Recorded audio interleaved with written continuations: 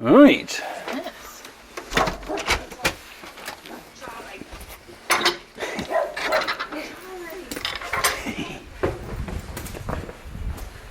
Don't worry, Charlie, she's not talking to you.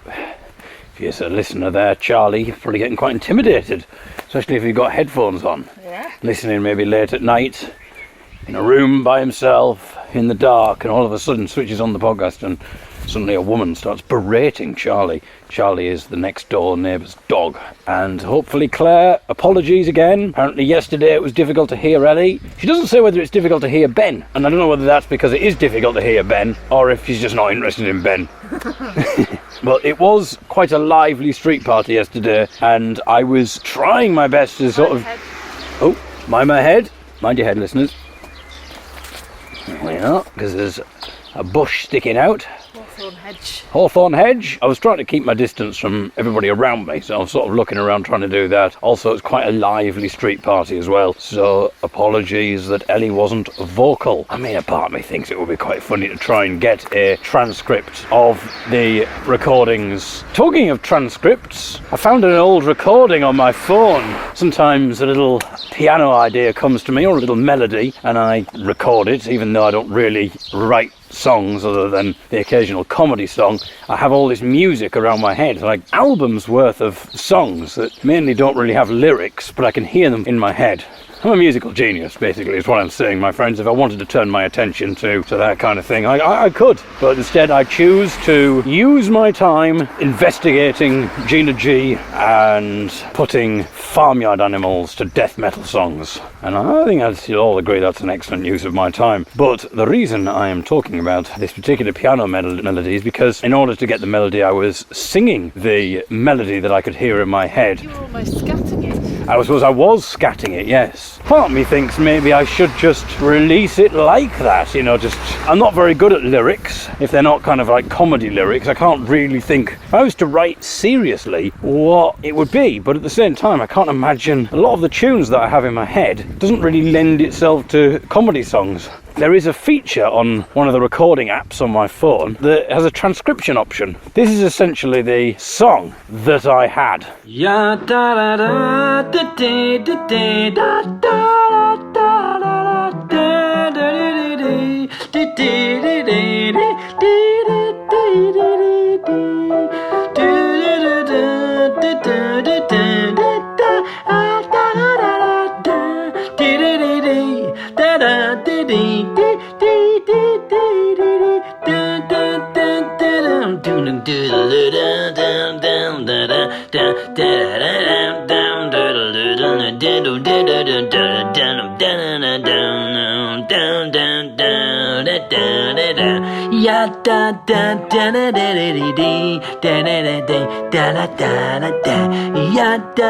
So as you can hear there, I'm dee-dee-darring, but I thought I would try and put that into the, just press the transcribe button.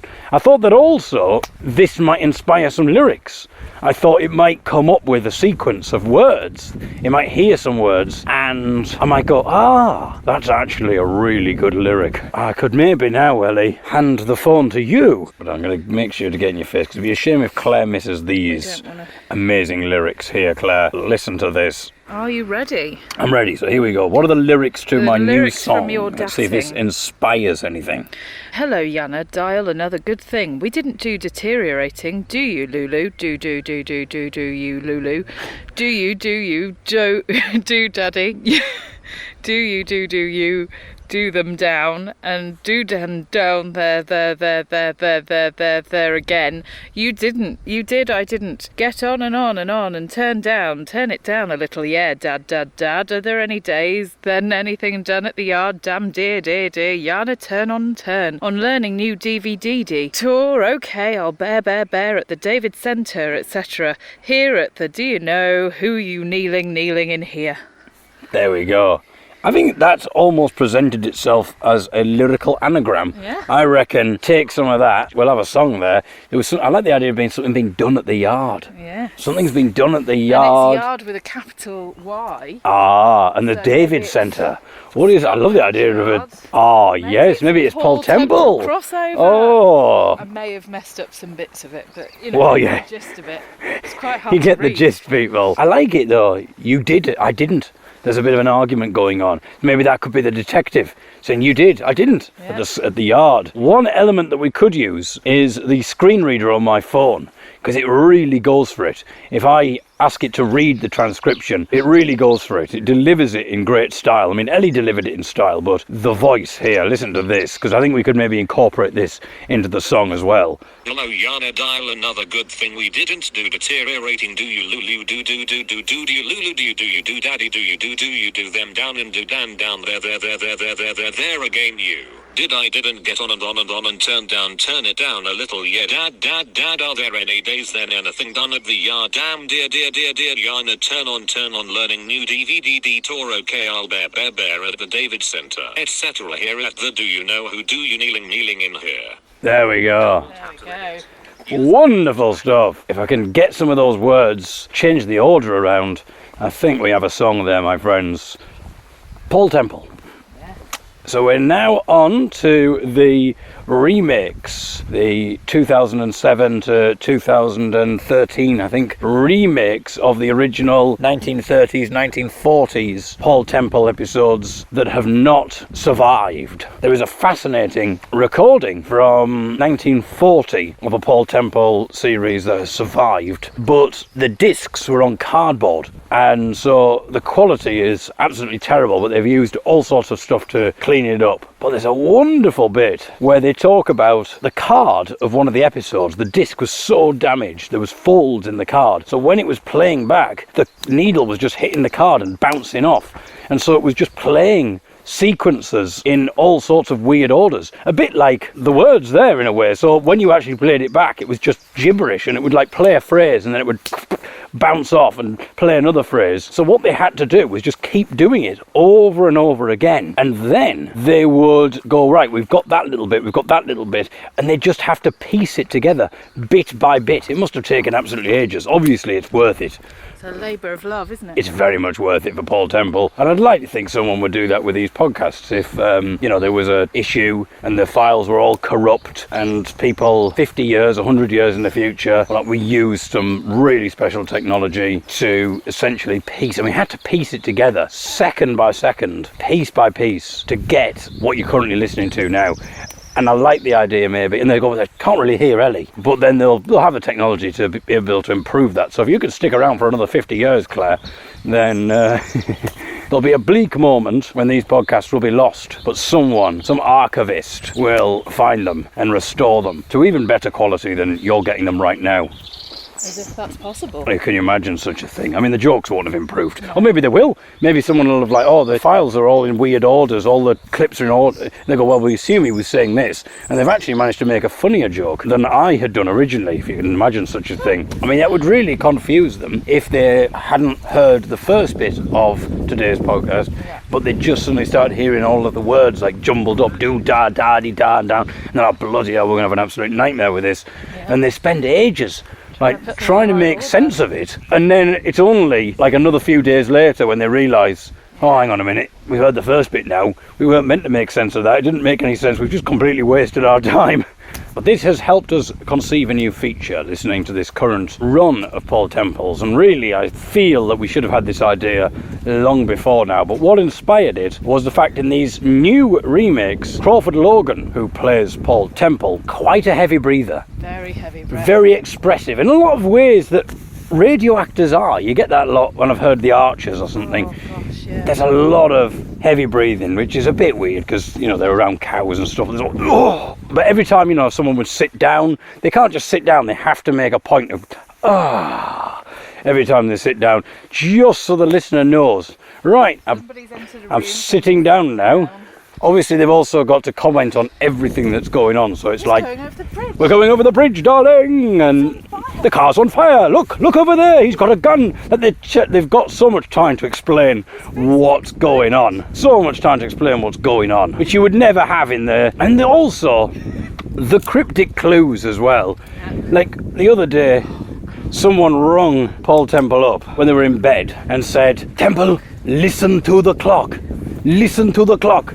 What do you mean, listen to the clock? Listen to the clock. And then the phone went dead. And at this point, you've listened to enough Paul Temple episodes now to know that there's clearly a bomb in their bedroom. Why did the person not just say, there's a bomb in your room? Why listen to the clock? What the bloody hell does that mean? And then there's this weird thing where they look at the clock and they see that the clock's hands have stopped, but there's still ticking going on. Fancy saying listen to the clock, because the clock is ticking. I know, instead of just going, There's a bomb in your room. I mean, bearing in mind, time is of the essence if there's a bomb. But the other thing is, Paul Temple picks up the clock, and then rather than just throwing it out the window, which is actually a ridiculous thing anyway, because it might go into someone's garden. If I threw a bomb out of the window...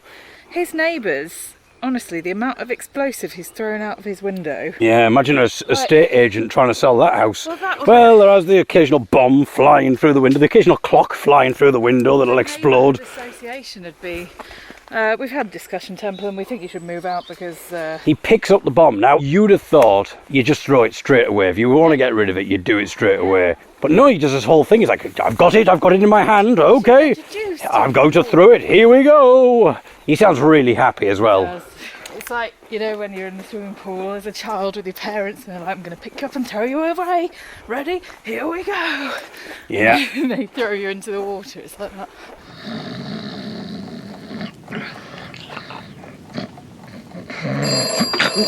What's that?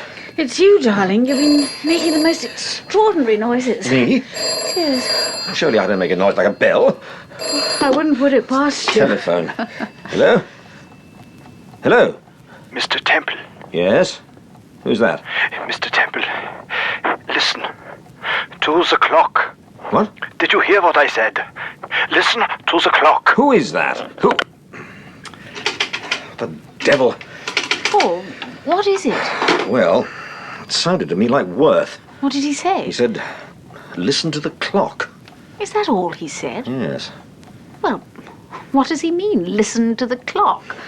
Does he mean our clock? That clock on the mantelpiece? I suppose he must do. I don't get it. I wonder if he...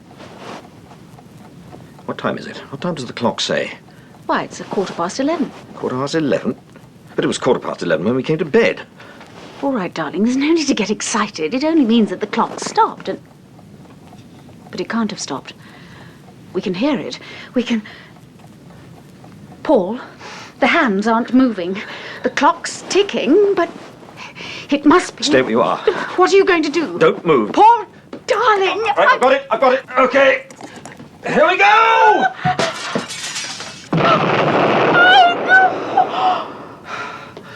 Paul! But that wasn't what inspired the feature. That's just a little aside, my friends, which you can have for free. You can have it all for free, in fact. You just can't believe I'm giving this stuff away, but my goodness. Oh. Next to the lambs. Yeah. You're not going to get on Stable of Filth doing that, though. Oh, a number of callbacks.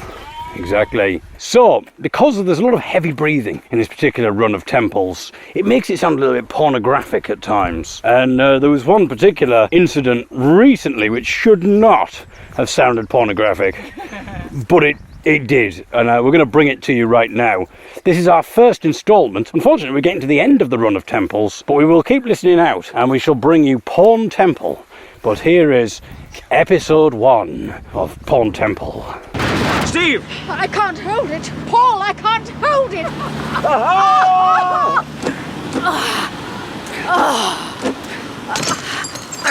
Steve!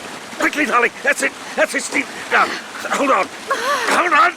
That's it! Good now, Steve! Hold on to me! Darling! We've made it, darling. Do you think you're ready to make a move, Steve? Yes. Yes, we must have been lying here for about half an hour. Yes. Oh, darling. So I can now tell you what's actually occurring in that they're in their car and someone else is in the car behind, and it's a very narrow road and there's a bridge coming up and someone is trying to force them off the bridge, and they succeed. And that is Paul and Steve essentially hurtling over a bridge and then having to escape their car and swimming for safety. But it just sounds like very niche, experimental porn almost, doesn't it? You know. Yes. I mean, I'm assuming that no one is getting aroused by this. It was more meant to be comical than anything else, but you never know. Oh, there's a lamb coming towards us. Oh. Call it? What are we calling it? Lamb? Hello. The farmer's asking me to What call do we the need lamb. to call it? Jacob. Jacob! Jacob, come on, boy. Jacob. Might be more interested in food at the moment. Yeah. I Jacob. think this is the one that sometimes bleats at us on our way past. There's the farmer friend, of course. Wonderful. Regular listeners far back as 2016. Hopefully those recordings have survived the 50 years, whatever happened, the apocalypse. But maybe they do remakes. Oh. Because the transcript, I did get it transcribed in the end for Claire. So they all have survived and someone is remaking it. But I don't have to just redo everything again. You'd have to redo things again. I mean, hopefully we're still together. That would be quite awkward. I'm afraid we've had to bring in an actor To play Ellie. My current wife, or maybe even husband. Who knows how 50 years will have marked us. I will be playing myself and someone else will be playing Ellie. Or maybe Ellie will be playing herself. Maybe I'll be playing myself and somebody else will be playing you. Anyway, some food for thought there. And this will be a very long podcast if we include all of these gems. I'll take quite a lot out. I'll just use the good bits, Ellie. I mean, wouldn't it be a cruel twist of fate if the only bits that made it in 50 years' time were the bits that we didn't use? Because they're on a different hard drive. So that survived. So people only get to hear the outtakes. Yeah. Whereas the actual gold, which is what you're listening to now, I'm sure you'll all agree, is lost and has to be remade. Your horse friend is quite near the gate today. Oh, Hello, horse. Hello.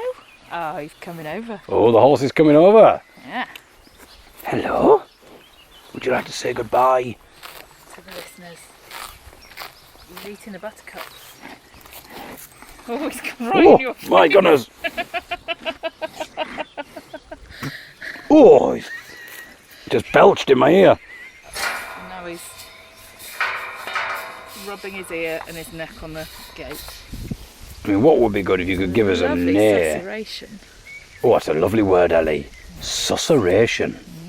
Delightful. For the benefit of the listeners who may not know. I know we have the intelligentsia listening, but just in case. The sound of the wind through leaves. Lovely word, susurration. I'll get that in my song.